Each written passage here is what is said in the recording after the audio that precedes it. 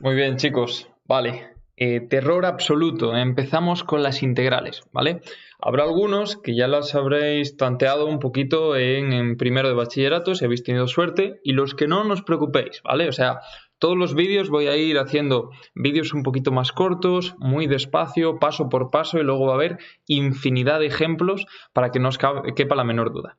Vale, al final es bastante sencillo. Lo que me interesa un poco al principio es que entendáis exactamente lo que es una integral y para qué vale, que es un concepto, la verdad, que difícil de explicar y no lo suelen explicar mucho, pero os viene muy bien, porque en la última parte del tema vais a aprender a calcular áreas y volúmenes, ¿vale? Que es el tipo de ejercicio que específicamente entra en selectividad, ¿vale? Sé que es verdad que a veces entra pues hacer cierto tipo de integrales y demás, pero sobre todo lo de las áreas es algo súper habitual. Pero vaya, lo que quiero es que no cunda el pánico, ¿vale? Porque seguro que más de uno viene con las integrales totalmente atragantadas, pero bueno, ya veréis que es bastante sencillito. Así que, sin más, vamos para allá. Bien, vamos a centrarnos, aquí os pongo un esquema gigante, ¿no? Un poquito de, bueno, una tablita, ¿no? Con todos los esquemas de integración. No os preocupéis, ¿vale? Lo pongo por aquí para que vayáis echándole un ojo, pero al final, el único que nos interesa al final en este vídeo va a ser este, ¿vale? Me voy a centrar exclusivamente en las que son en forma de potencia. Y lo primero que quiero es, en todos estos vídeos vamos a centrarnos en lo que se llama integrales inmediatas. ¿Vale? ¿Qué es una integral inmediata? Pues es una integral que tú la puedes hacer instantáneamente, es decir, no tiene que haber ningún paso previo, ¿vale? Porque luego hay otro tipo de integrales que son más difíciles, que son las no inmediatas o las casi inmediatas, ¿no? Entonces hay que hacer ahí una serie de cositas. Pero bueno, poco a poco. Entonces, en primer lugar, ¿qué carajo es una integral? ¿Vale? Muchos sabréis que lo que es exactamente es lo contrario de la derivada, ¿vale? Pero al final, el concepto clave de la integral es entender que lo que estás haciendo es una suma infinita de partes muy pequeñas. Eso hasta ahí tampoco se entiende mucho, ¿no? Pero hay muchos casos, muchas situaciones en el mundo de las matemáticas, de la ingeniería y demás, que lo que tú necesitas es aplicar un método, ¿no? Hacer una operación y esa operación repetirla una infinidad de veces. Entonces, claro, si una operación la tienes que repetir infinitas veces, con la herramienta de la integral lo que te permite es de una operación hacer la suma de todas esas operaciones. ¿Vale? Para ir un poco de forma ya práctica al caso, vamos a centrarnos un poquito en lo que sería calcular el volumen de un cilindro, ¿vale? Yo creo que es un ejemplo que se ve bastante bien y se puede entender bastante bien. El volumen de un cilindro sería la cantidad de agua, ¿no? El volumen de agua que entraría dentro de este cilindro, ¿no? O sea, la cantidad de litros que podríamos meterle al cilindro. Y sabéis que va a ser el área de la base por la altura. ¿Por qué se hace esto? Pues bueno, es muy lógico, ¿no? El volumen es el área de la base, porque el área de la base, que en este caso es un círculo, es la superficie esta que tengo aquí dibujada, ¿no? Vosotros entendéis que cuando yo digo área de la base, ¿no? Sería como la cantidad de agua para llenar específicamente esa superficie del fondo, ¿vale? Entonces, con el área de la base, digamos que tendríamos cubierta la superficie del fondo. El problema es que un cilindro tiene una altura h. Entonces, ¿qué ocurre? Que esa superficie del fondo hay que repetirla.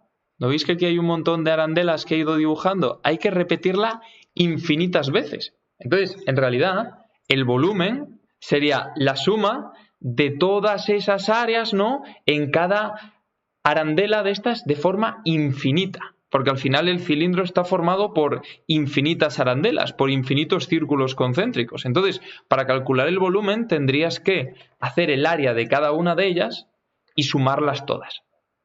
Claro, ¿cómo haces eso? O sea, el calcular el área de un círculo está muy bien, pero es que si un cilindro está formado por infinitos círculos, ¿cómo sumas todos esos círculos? No tiene sentido, ¿verdad?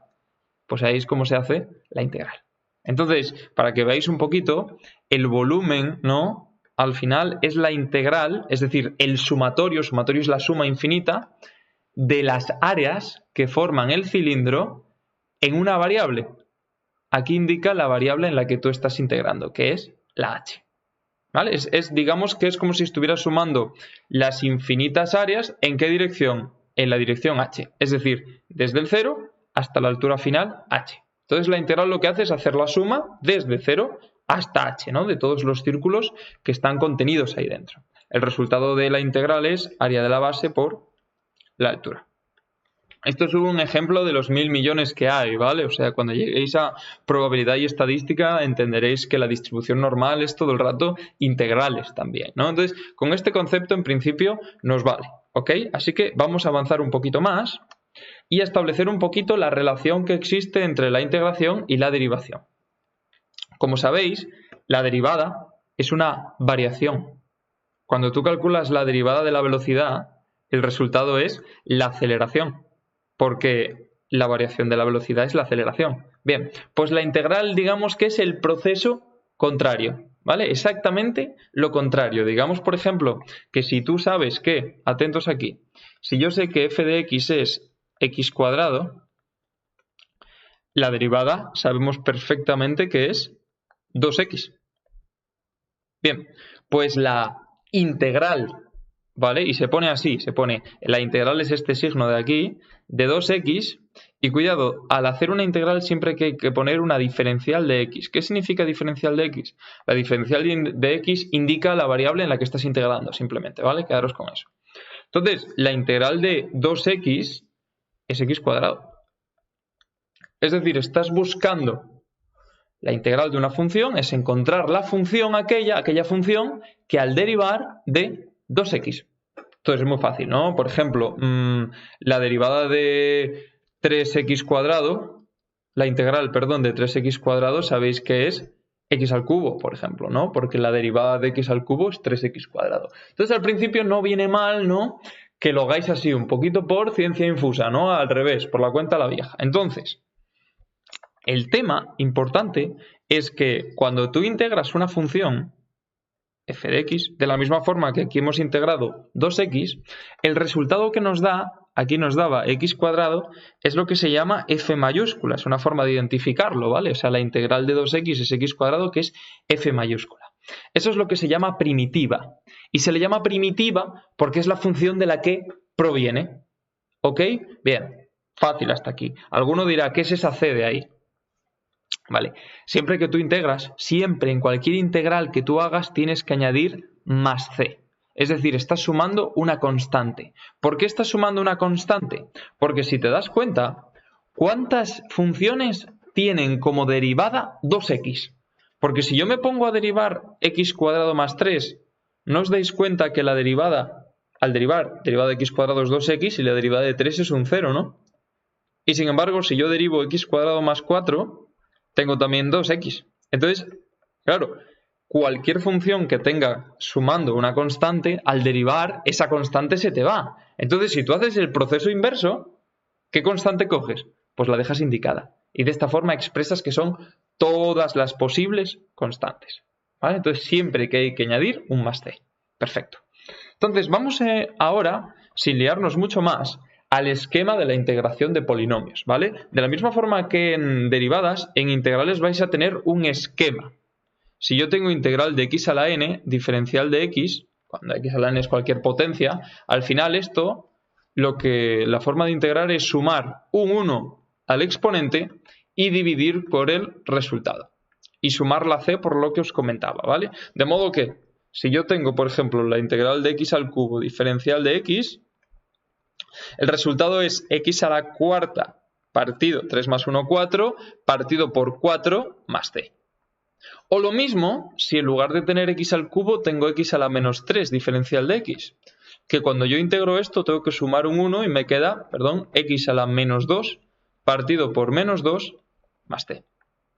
Con el ejemplo que hacíamos antes, ¿no? De 2x, por ejemplo. Fijaros que cuando yo hago la integral de 2x, aquí las constantes, cuando multiplica, recordad lo que pasaba con las derivadas, cuando tú derivabas 2x, no derivabas el 2. El 2 es una constante que multiplica y únicamente derivas la x. Y la derivada de x es 1. Entonces aquí pasa exactamente lo mismo. El 2 te resbala.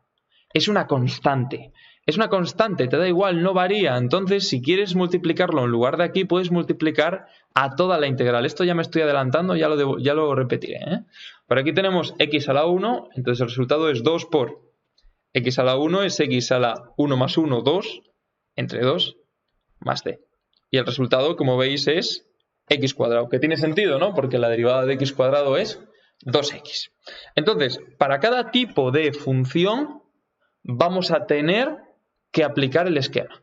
Ahora estamos en las potencias. Entonces, en las potencias es así de sencillo. Imaginaros que yo os pongo, por ejemplo, la integral de raíz cúbica de x cuadrado, por ejemplo, diferencial de x. Esto es lo mismo que hacer la integral de x elevado a 2 tercios, ¿no? Y x elevado a 2 tercios diferencial de x, cuando yo integro esto, le tengo que sumar un 1. Entonces hago 2 tercios más 1, que 2 tercios más 1 son que 5 tercios, ¿no? 5 tercios entre 5 tercios más c. Y ahí lo tenéis, ¿vale? Este es el esquema claro. Lo que voy a hacer ahora mismo va a ser un vídeo específico con ejercicios de polinomios, suma, restas de polinomios, constantes y demás. ¿Vale? Ahora nos vemos.